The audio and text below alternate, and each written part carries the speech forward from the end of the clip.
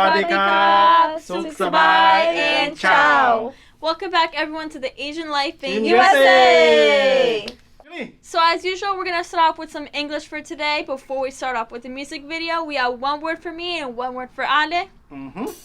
ทุกครั้งที่เฮาสิมา reaction เนาะก็ตามเคยเนาะเฮาสิเฮ็ดให้มันมีประโยชน์นำแล้วก็สร้างสรรค์นำเนาะเพื่อนะ FC ผู้มักม่วนนำผู้มักความรู้นำที่เฮาสิให้มันได้ทั้งสองอย่างเนาะso what's the first one, Julie? The first word is troublemaker. Spell and what's that mean? It's spelled Trouble space Maker, and this means someone who's always looking for problems and looking to start a fight. โอเคเนาะนั่นน่ะคำศัพท์ตัวนี้เนาะคันแปลตรงๆแม่นบ่คันแปลแบบบ่เป็นทางการเนาะพวกเราก็คือกวนตีนเนาะแต่ถ้าสมมุติว่าแปลแบบบรรณางามๆเนี่ยก็คือแบบว่านั่นน่ะคือกันกับแจ็คแป๊บโฮนะพวกเจ้าเห็นบอกแล้วสิแอคแบบว่าแอคไปอะไรวะแอคแบบกวนๆนะพวกเจ้า trouble maker หมายถึงว่าแบบแอคแบบกวนตีนเนาะ What's the sentence? The sentence is someone who always is looking for trouble is called a troublemaker. ประโยคตัวที่น้องจูลี่เว้านี่เนาะบางคนเป็นบอกเจ้าคือแจ็คแป๊บโฮสิบ่ล่ะเราอาจจะเฮ็ดแบบตลกเป็นบ่แต่บางคนเขาจะบ่ได้คิดแบบนั้นบ่บางคนนี่เขาจะแบบว่านั่นน่ะบางคนแบบผู้ใดเฮ็ดหยังก็แล้วแต่เนาะแต่ว่าน่ะซอกหาเรื่องตลอดนะบอกประโยคที่น้องจูลี่เว้านี่แบบนั้นเด้อแบบคนที่ซอกหาเรื่องตลอดนะไว้จูลี่ So what's the number 2 อะไร Okay, so the second English word for today is goofy. Spell and what's that mean อะไร Goofy. Okay. Goofy. And what's that mean? Goofy means to be funny, someone who's cheerful, making other people laugh. That's goofy. คำศัพท์ตัวนี้เนาะพวกเจ้าน่ะบางคนอาจจะเป็นคำศัพท์ยากเนาะแต่ส่วนหลายคนบ้านเฮาอาจจะฮู้แค่ว่าอันน่ะ funny แม่นบ่มันคือกันกับ funny แหละพวกเจ้าตลกคนตลกเนาะแต่ว่าอันน่ะคนยังไม่กล้าบางที่เขาเจ้าอาจจะใช้คำ funny บางคนเขาอาจจะใช้คำตัวนี้เนาะมันคือกันเด้อพวกเจ้าเด้อ Soอะไรคุณจะเป็น make a sentence Okay, so the gentleman in the music video has a goofy personality. ประโยคที่น้องอาเล่เว้านี่เนาะก็คือแบบว่าแจ็คแป๊บโฮเนาะเขาเป็นคนตลกกันนะพวกเจ้าแล้วเป็นคนสนุกสนานแบบตลกเนาะประมาณนี้เด้อพวกเจ้าเด้อไว้ Okay, so that's all for English today. Before we go into the music video, we just want to say if you guys have any comments, please put it down below and me and my sister Julie will answer it for you guys as usual. โอเคเนาะนั่นน่ะสำหรับภาษาอังกฤษมื้อนี้ก็เป็นประมาณนี้เด้อถ้าใครมีคำถามอย่างเกี่ยวกับภาษาอังกฤษเป็นมอใครกำลังเรียนอย่างนี้นะก็ให้เขียนอยู่ในคอมเมนต์น่ะเด้อเดี๋ยวน้องจูลี่หรือน้องอาเล่เขาจะสิมาตอบให้เนาะ Okay, now we're going to go straight into the music video. วันนี้เฮาสิไป reaction เพลงกันเลยเนาะซื้อเพลงนั่นก็คือเพลงหยัง Yak Dan Song Gang เพลงอะไร Yak Dan Song Gang สาวๆบอกว่าอยากโดนช้อนแกงของแจ็คแป๊บโฮนั่นเองเนาะเพลงนี้ก็มี FC ขอมาหลายๆเนาะแต่ว่าขอโทษขออภัยที่บ่ทันได้react ให้เนาะ Ready Let's go 3 สวัสดีครับผมแจ็คแป๊บโฮอยากโดนช้อนแกงอยากโดนแทงแล้วไปโผล่โรงพยาบาลเฮ้ยอยากคานในงานบวชปริตึงเขามารับกู1669เขามารับกูสิเฮ้ยอยากเป็นอัมพาตเฮ้ยอยากเลือดสาดเขามาปาดกูหน่อยดิเบื่อแล้วกับปีจิ้มมะม่วงเฮ้ยอยากนอนร่วงอยู่ใน ICU ใครเก่าเข้ามาวัดกูเด้ใครเก่าเข้ามาวัดกูอยากหลับแต่ไม่ตื่นว่ะเฮ้ยอยากหลับแต่ไม่ตื่นว่ะเฮ้ยสำลีเข้ามาซับกูเฮ้ยสำลีเข้ามาซับกูเข้ามาจัดกูหน่อยดิเฮ้ยเข้ามาจัดกูหน่อยดิเฮ้ยเข้ามาจัดกูหน่อยดิเฮ้ยเข้ามาจัดกูหน่อยดิช้อนแกงอยากโดนช้อนแกงอยากโดนช้อนแกงอยากโดนช้อนแกงอยากโดนช้อนแกงว่ะ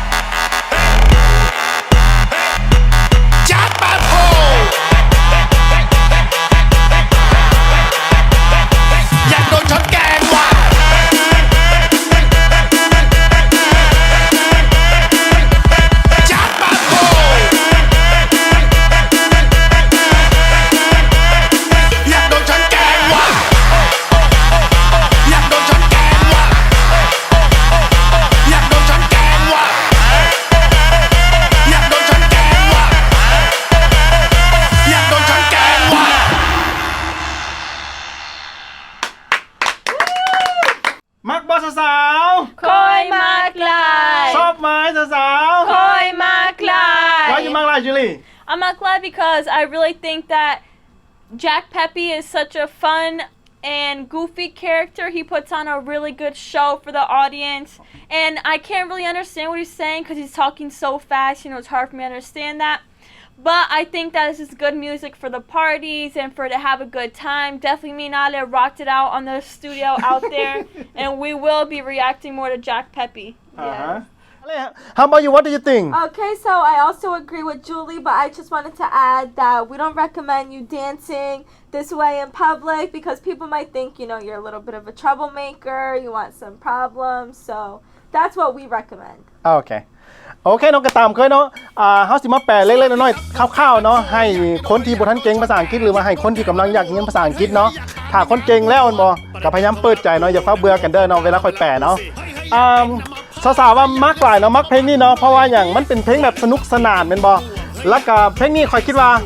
มันอาจจะเหมาะสำหรับแบบว่าเฮามีงานนู่นนี่นั่นแม่นบ่โดยเฉพาะบ้านเฮามีงานตลอดบ่ว่าสิงานปีใหม่งานวันเกิดงานขึ้นหันใหม่อีหยังก็แล้วแต่เนาะเปิดเพลงนี้นี่มันแน่นอนพวกเจ้าเนาะบ่ว่า FC อยู่เมืองนอกหรือบ่ว่า FC อยู่เมืองไทยเมืองลาวเขมรเวียดนามอย่างก็แล้วแต่เนาะเอาไปเปิดพวกเจ้ามันแน่นอนเนาะและสำหรับน้องอะไรแล้วบอกว่าเพลงนี้เนาะถึงแม้มันสิม่วนสิมันเนาะแต่ว่าบ่ขอแนะนำให้เต้นคือกันกับแจ็คแป๊บโฮเด้อพวกเจ้า โดยเฉพาะอยู่บ้านเฮาเนาะอยู่เมืองนอกอาจจะโอเคเนาะแต่ว่าอยู่บ้านเฮาอยู่เมืองไทยเมืองลาวนี่ท่านไปเต้นแบบนั้นอยู่อยู่เทคอยู่บ้านนี่พวกเจ้าโดนแน่นอนพวกเจ้าเนาะโดนตีนแน่นอน ก็ให้เต้นก็ให้เบิ่งสถานการณ์ว่าเฮาอยู่หม้องไหนเนาะเฮ็ดแบบใดเนาะการน้องๆก็ระวังเวลากินเหล้ากินยาเนาะให้เต้นให้ม่วนให้ซื่นคันอยู่น้ำมูน้ำคู่เฮาก็เต้นได้เนาะแต่ถ้าสมมุติว่าเฮาอยู่บนหลายๆคู่หลายๆคนที่แบบมองที่เฮาบ่ฮู้จักนะพวกเจ้าก็บ่แนะนำให้เต้นแบบนี้เนาะมันคือแจ็คแป๊บโฮมันสไตล์แล้วก็แบบสนุกสนานตลกเฮฮาแม่นบ่ประมาณนั้นอยู่แล้วแม่นบ่คือคนฮู้จักเราในคาแรคเตอร์แบบนั้นแม่นบ่แต่เฮานี่คนบ่ได้ฮู้จักเฮาเวลาเฮาไปเต้นปุ๊บสิมันสิเป็นตาสังทันทีเป็นบ่ล่ะพวกเจ้าประมาณนี้เด้อพวกเจ้าเด้อสำหรับพวกเฮาเป็นบ่ว่าการเต้นการฟ้อนการแอคอย่างเนาะบีทเนาะเพลงนี้น่ะพวกเจ้าเฉพาะเราได้แบบหลายๆล้านวิวเนาะเพราะมันติดหูน่ะพวกเจ้าเนาะโดยเฉพาะเสียงบีทเนาะเสียงบีทแล้วก็ด้วยคาแรคเตอร์ของแจ็คแบ็คโฮอีกเป็นบ่ล่ะมันเฮ็ดให้เพลงนี้แบบลงโตพวกเจ้าลงโตเนาะพวกเฮามักหลายเด้อ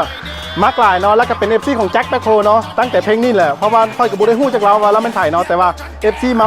ขอห้องเฮามาแล้วค่อยก็เลยไปติดตามเบิ่งเราว่าเราเป็นไผเนาะค่อยก็จริงฮู้ว่าเราเป็นคนตลกสนุกสนานเนาะสำหรับบทเพลงก็สิมีประมาณนี้แหละเนาะมื้อนี้เนาะถ้าไผมักก็อย่าลืมกดไลค์กดแชร์กด Subscribe if they like lady If you guys like, comment, subscribe down below. สำหรับมื้อนี้ขอกล่าวคำว่าสบายดีบ๊ายบาย Now check my. บาย